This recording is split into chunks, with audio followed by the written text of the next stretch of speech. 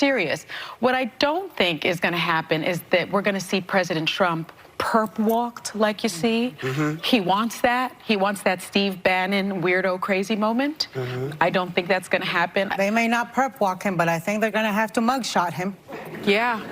Look, They will. I mean, they will. Don't you feel, though, like it's a little bit of a veiled threat that Trump's representatives keep coming out and saying they'll protest? It's, to me, in the past... They didn't like it when BLM protested. But it's been like a call to arms. I think it's not only kind of a call to arms outside, but it's like a warning to... It's like an intimidation tactic. There might be a January 6th part 2 if you push through with this. And I also don't think... You know how you talked about if he goes voluntarily, Sonny? All right, guys, so you seen that, you heard that. That was the cackling hens weighing in on the big news from this weekend, which is that Trump allegedly is supposed to get arrested tomorrow. Again, I'll believe it when I see it, okay? Because Democrats and the mainstream liberal media have been talking about arresting Trump basically ever since he declared that he was running for president back in, what, 2015, right? So, I mean, it's almost been a decade of them promising us that Trump is going to be arrested, perk walk, and put in jail/prison, right? Hasn't happened yet. If I was a bet man, I wouldn't bet on Trump getting arrested. Now, if he does get arrested, hey, you know, that could definitely be a pivotal moment in American history, okay? It's the first time we'll ever see a president of the United States or former president of the United States arrested and thrown in jail, okay? It really is going to be a dark time in this country if a former president is arrested for what seems to be a political campaign from a woke DA who wants to become governor of New York or maybe even president of the United States one day, right? Because the easiest way to become a hero among the Democrat Party is to somehow, some way try to take down Donald Trump, okay? And, you know, up until this point, they've been very unsuccessful despite all the alleged crimes that Trump has committed, okay? And again, this guy really pulled one out of his asshole, right, to try to finally put Trump in handcuffs, okay? So, again, I don't think it will be a good moment for this country if we see that. I hope that we don't see that. And we have people like Chris Rock even weighing in on this idea of arresting Trump, and he doesn't seem to like it. In fact, he went as far as to call lawmakers, including Nancy Pelosi and other Democrats in the crowd, to their face, he called him stupid for wanting Trump to be arrested. So again, this is very interesting that Chris Rock weighed in on this, but I think he kind of has a point here. So without further ado, let's get into it.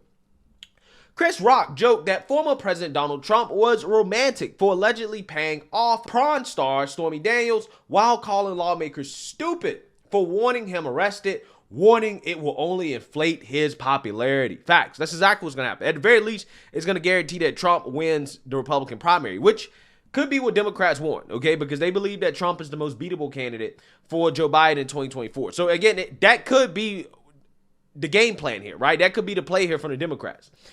The 58-year-old funny man addressed the expected arrest as he helped honor Adam Sandler at the Mark Twain Prize late Sunday, directly addressing lawmakers in the audience, including Nancy Pelosi.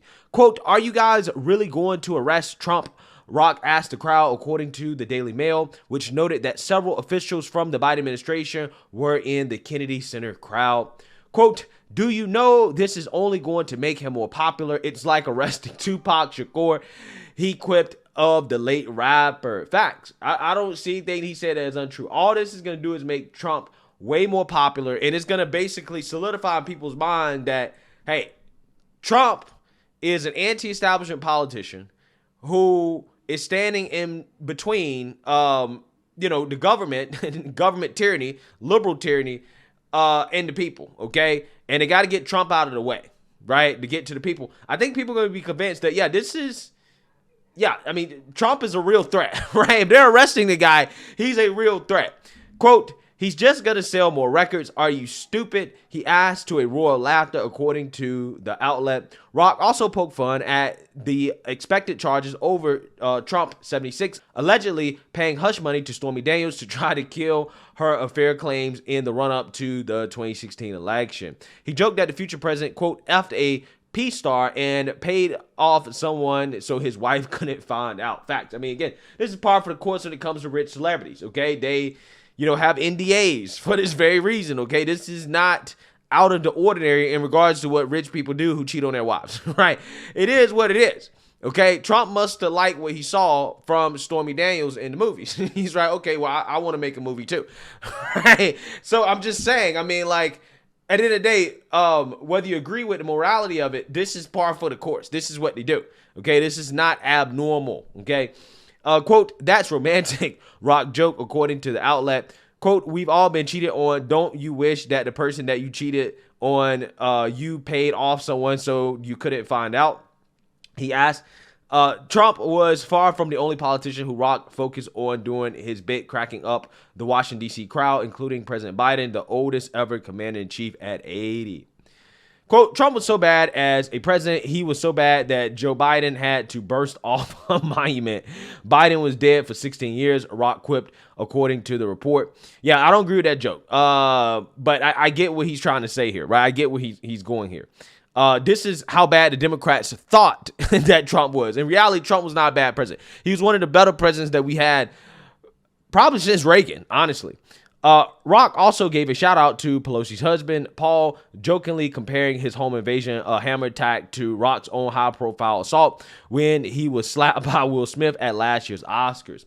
Quote, Paul Pelosi, the only guy who knows how I felt, Rock joked of the 82-year-old sitting next to his lawmaker's wife. Yeah, so basically that's the gist of what Chris Rock said. I wish that we had video of this. Apparently it's going to air on CNN on Sunday, right? But we do know what he said, or what he allegedly said. And I think it's true. I mean, I think Democrats are stupid for trying to go after Trump and arrest Trump. I mean, this is definitely a Democrat politically motivated smear campaign against Trump, right? Because, again, they have to keep the news on Trump to keep the news off the fact that the economy is not doing great under Joe Biden. But what I want to talk about here real quick is somebody who is now weighed in on what's going on with Trump.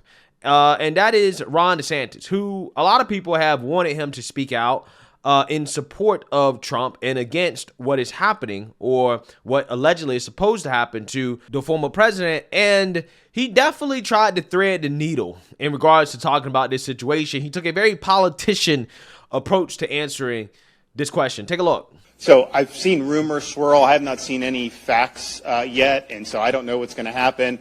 But I do know this. The Manhattan District Attorney is a Soros-funded prosecutor.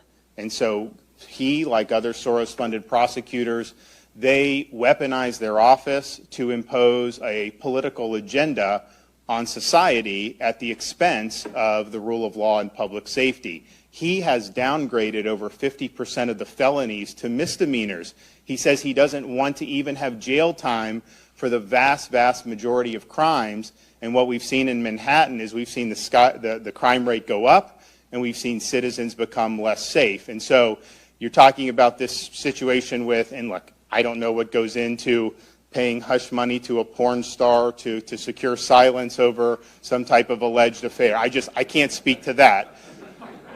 But what I can speak to is that if you have a prosecutor who is ignoring crimes happening every single day in his jurisdiction, and he chooses to go back many, many years ago to try to use something about porn star hush money payments, that's an example of pursuing a political agenda and weaponizing the office. And I think that that's fundamentally wrong. I also think it's important to point out, when you're talking about these Soros-funded prosecutors, yes, they may do a high-profile politicized prosecution, and that's bad, but the real victims are ordinary New Yorkers, ordinary Americans in all these different jurisdictions, that they get victimized every day because of the reckless political agenda that these Soros DAs bring to their job. They ignore crime and they empower criminals, and that hurts people, hurts a lot of people every single day. These Soros district attorneys are a menace to society, and I'm just glad that I'm the only governor in the country that's actually removed one from office during my tenure. Yeah, so on his face, there's nothing wrong with what Ron DeSantis said there, okay? He took the tactical and safe approach by just saying, hey, you know what? Alvin Bragg is a bad guy, right? He's a Soros DA. He's clearly not as concerned about his own city, okay, and some of his own reckless policies as he is about, going after Trump. And again, I think that this is the safe answer, right? This is an answer nobody can really disagree with.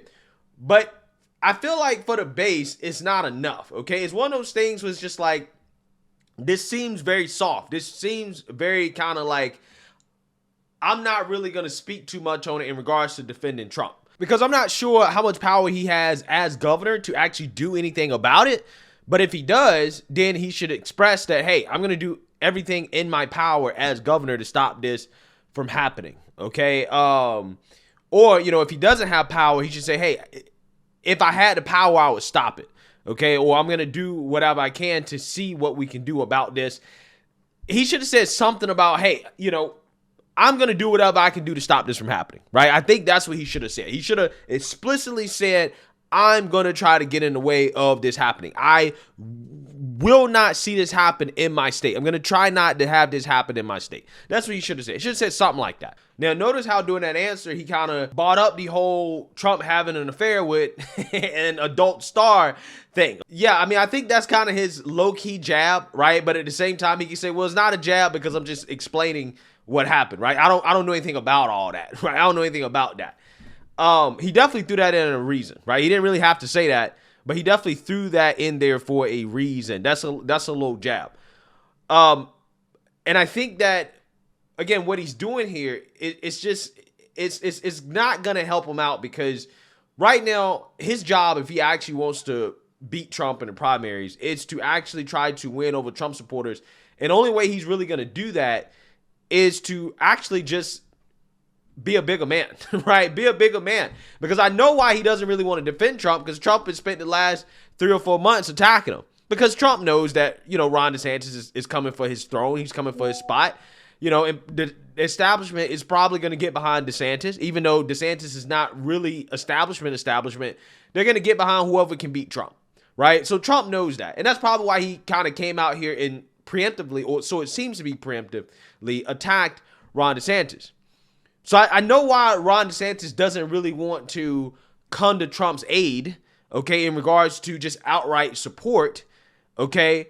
But he needs to actually do that if he wants to actually win over Trump supporters, which he will need to do if he wants to beat Trump, right? If Trump's just attacking him, and Ron DeSantis is basically saying, look, I want to stick to the politics. I want to stick to the policies. I want to work together as a team, right? Because together we're stronger and we can beat the Democrats than we are divided, okay? All this fighting and going back and forth with each other only really is going to make the Democrats have more material and more things to attack us on. It's only going to be better for them.